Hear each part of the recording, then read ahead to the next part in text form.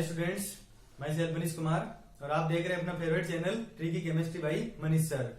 तो class 10th में last class में अपन ने डिस्कशन किया था उत्प्रेरक जो होता है, उत्प्रेरक वो किसे कहते हैं और उत्प्रेरक में कौन कौन से गुण होते हैं। ठीक है, उत्प्रेरक के लिए ये चीज बताई थी आपको कि किसी भी रासायनिक अभिक्रिया में उत्प्रेरक का स्थान जो है वो कौन सा होता है। तो उसमें मैंने आपको बताया था कि जो तीर होती है, तीर चाहे वो उत्क्रमणीय अभिक्रिया हो चाहे अनुत्क्रमणीय अभिक्रिया, तीर के ऊपर जो है वो उत्प्रेरक को रखा जाता है। ठीक है, तो उसी चेन को आगे बढ़ाते हुए आज अपन देखेंगे उत्प्रेरक के जो प्रकार होते हैं वो कौन कौन से हो सकते हैं, या फिर इसको आप उत्प्रेरण के प्रकार भी कह सकते हैं, क्योंकि यहाँ पर जो प्रक्रिया होगी, जो क्रिया होगी उसको तो बोलते हैं उत्प्रेरण और जो पदार्थ होता है उसको बोलते हैं उत्प्रेरक। ठीक है, तो ज्यादा टाइम वेस्ट नहीं करते हुए आज की क्लास को अपन स्टार्ट करते हैं। उसके लिए बस आपसे एक रिक्वेस्ट है कि आप वीडियो जो है उसको कंप्लीट देखिए। अगर आपको वीडियो अच्छे लगते हैं तो आप इनको लाइक कर सकते हैं और ज्यादा अच्छे लगते हैं तो आप चैनल को सब्सक्राइब भी कर सकते हैं। ठीक है, तो देखो आज की क्लास को अपन स्टार्ट करते हैं। तो उत्प्रेरक के प्रकार, उत्प्रेरक जो है ना उसके लिए मैंने बता भी दिया था आपको कि आर का मतलब क्रियाकारक, पी का मतलब उत्पाद और यहाँ पर सी का मतलब था कैटलिस्ट उत्प्रेरक। ठीक है, तो सबसे पहला जो वर्गीकरण हमारे पास है वो है उत्प्रेरकों का भौतिक अवस्था के आधार पर वर्गीकरण। अब स्टूडेंट सोच रहे होंगे कि भौतिक अवस्था का मतलब क्या होता है। तो भौतिक अवस्था का मतलब होता है कि पदार्थ है ना वो ठोस अवस्था में है, द्रव अवस्था में है या गैस अवस्था में है। ठीक है, मतलब उस भौतिक अवस्था का मतलब है वो ठोस, द्रव या गैस में से कौन सी अवस्था में है। बस दो ही चीजें अपन को ध्यान रखनी है यहाँ पर। अगर क्रियाकारक, उत्प्रेरक और उत्पाद, वैसे उत्पाद अगर आप नहीं भी देखेंगे, केवल क्रियाकारक और उत्प्रेरक देख लो बस। कौन कौन? केवल क्रियाकारक और उत्प्रेरक देख लेंगे।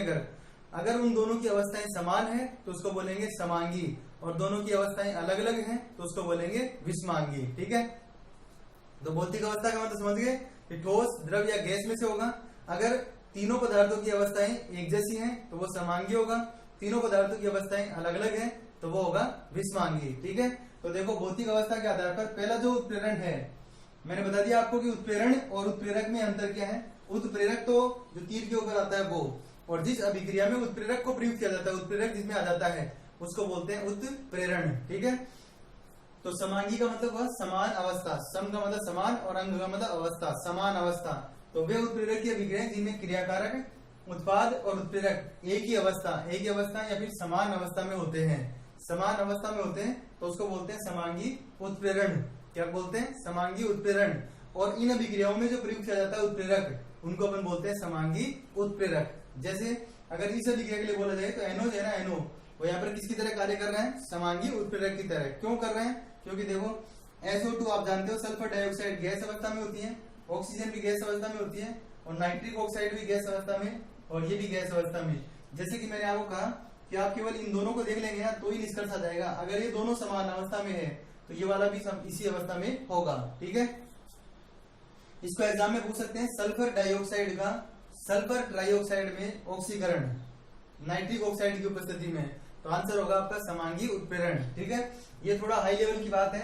अगर आपको इस तरीके से दिया जाए सीसा कक्ष विधि या लेड कक्ष विधि की अभिक्रिया कौन सी होती है तो उस स्थिति में आप ये अभिक्रिया लिख सकते हैं। ठीक है, उसके बाद में ये जो रिएक्शन है इसमें C2H5 को बोलते हैं एथिल, C2H5 को बोलते हैं एथिल, और बाकी जो समूह बचा है उसको बोलते हैं एसीटेट। एथिल एसीटेट एक एस्टर होता है जो द्रव अवस्था में होता है, H2 भी द्रव अवस्था में होता है, HCl भी द्रव अवस्था में है, एसिटिक अम्ल भी और एथेनॉल भी। तो सभी के सभी कौन सी अवस्था में है?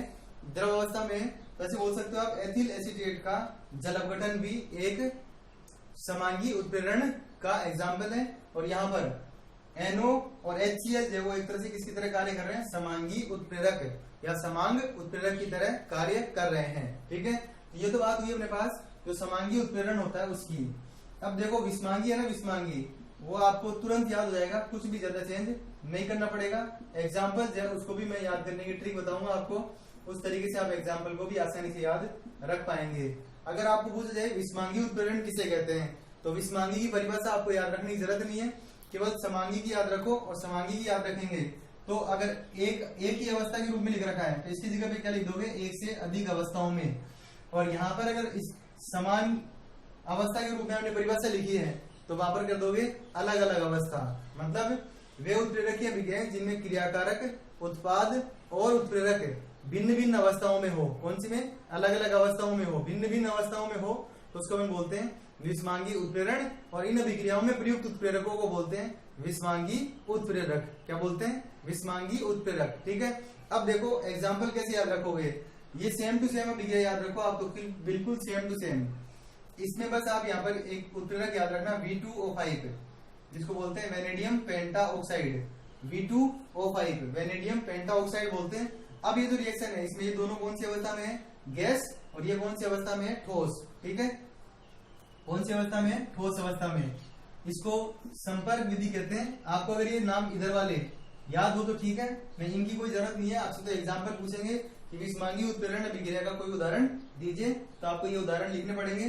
तो पहले वाला उदाहरण जो है वो तो HG जैसे कैसे है, इसमें केवल आपको उत्प्रेरक चेंज करना था। उसके अलावा दूसरा एग्जाम्पल देखो, दूसरा जो उदाहरण हो सकता है इसका वो हो सकता है N2 प्लस 3H2 2NH3। ये अभिक्रिया वैसे दोनों तरफ हो सकती है, लेकिन अपन तो केवल अग्र अभिक्रिया के हिसाब से देख रहे हैं, तो आप केवल इधर की तीर भी लगा सकते हो, और ये वापस भी बदल सकता है इसके अंदर। तो ये आयरन हुआ, लोहा हमेशा ठोस अवस्था में होता है, नाइट्रोजन गैस अवस्था में, हाइड्रोजन भी गैस अवस्था में, और अमोनिया भी गैस अवस्था में है। इस विधि का जरूर नाम याद रखना है आपको, हेबर विधि। आपसे हिंदी में पूछ सकते हैं लैंग्वेज में देकर कि हेबर विधि द्वारा अमोनिया का संश्लेषण किस प्रकार का उत्प्रेरण होता है। हेबर विधि द्वारा अमोनिया का संश्लेषण किस प्रकार की उत्प्रेरण अभिक्रिया होती है। तो आपका जो आंसर होगा वो होगा विषमांगी उत्प्रेरण। क्या होगा? विषमांगी उत्प्रेरण। उसके अलावा एक एग्जाम्पल और याद रखो आप, वनस्पति तेल। वनस्पति तेल कौन सी अवस्था में? द्रव अवस्था में। वनस्पति तेल का हाइड्रोजनीकरण, हाइड्रोजन कौन सी अवस्था में? गैस अवस्था में। और उत्प्रेरक जो होता है वो यहाँ पर होता है निकल, और इससे बनता है वनस्पति घी। क्या बनता है? वनस्पति घी, जो कि कौन सी अवस्था में होता है? ठोस अवस्था में। ठीक है, तो कहने का जो मतलब हुआ वो ये हुआ कि SO2 का SO3 में ऑक्सीकरण अगर V2O5 की उपस्थिति में होता है तो विषमांगी उत्प्रेरण है। अगर इसी में यहाँ पर NO लिया जाता उत्प्रेरक के रूप में NO, तो कौन सा होता? समांगी उत्प्रेरण होता। ठीक है, हेबर विधि द्वारा अमोनिया का संश्लेषण, ये दोनों गैस अवस्था में है, ये ठोस अवस्था में है, तो ये भी कौन सा हुआ? विषमांगी उत्प्रेरण। ठीक है, इसके अलावा वनस्पति तेल का H2 का मतलब हाइड्रोजन का योग, तो वनस्पति तेल का हाइड्रोजनीकरण किसकी उपस्थिति में? निकल उत्प्रेरक की उपस्थिति में वनस्पति घी में बदलना। तो ये किसका एग्जाम्पल हो गया? वो ही विषमांगी उत्प्रेरण का एग्जाम्पल हुआ। ठीक है, तो ज्यादातर जो अभिक्रिया आपको यहाँ पर दिखाई दे रही है वहां पर उत्प्रेरक के रूप में कौन है? ठोस अवस्था में। यहाँ पर उत्प्रेरक काम में लिए जा रहे हैं, तो ठोस जो है उसकी सतह पर कोई गैसीय अभिक्रिया होती है तो वो विषमांगी उत्प्रेरण होता है। नेक्स्ट जो क्लास होगी उसमें जो उत्प्रेरक के प्रकार हैं उसी को आगे बढ़ाएंगे अपन उसमें, लेकिन चेंज क्या करेंगे? चेंज ये करेंगे, यहाँ पर जो वर्गीकरण किया कैपिटल A में वो किया है भौतिक अवस्था के आधार पर, लेकिन जो नेक्स्ट क्लास होगी उसमें अपन उत्प्रेरक जो है उसको अपन क्या कह रहे थे? जो अभिक्रिया के वेग में परिवर्तन करता है, तो वहां पर अपन देखेंगे कि अभिक्रिया का जो वेग है ना उसको परिवर्तन के आधार पर उत्प्रेरक कितने प्रकार के होंगे, तो 4 भागों में बांटेंगे, वो अपन नेक्स्ट क्लास में देखेंगे। तो आपको आज की क्लास कैसी लगी? इसको आप लाइक, अगर अच्छी लगी हो तो आप लाइक कीजिए, कमेंट कीजिए, ज्यादा से ज्यादा स्टूडेंट तक जो है ना वीडियोस को पहुंचाइए, जिससे कि वो भी इनका बेनिफिट उठा सके। और अगर चैनल को अभी तक सब्सक्राइब नहीं किया आपने तो चैनल को सब्सक्राइब करके बेल आइकन को प्रेस कर दीजिए, जिससे कि लेटेस्ट नोटिफिकेशन आपके पास सबसे पहले आ जाए। ठीक है, तो थैंक्स फॉर वॉचिंग।